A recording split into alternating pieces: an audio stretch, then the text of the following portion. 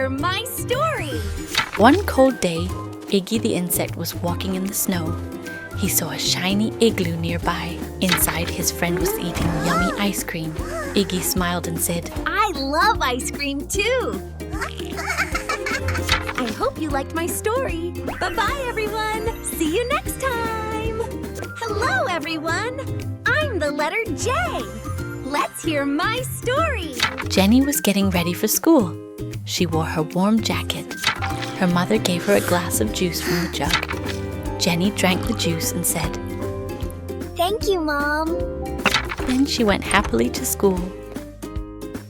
That was so much fun. I hope you liked my story.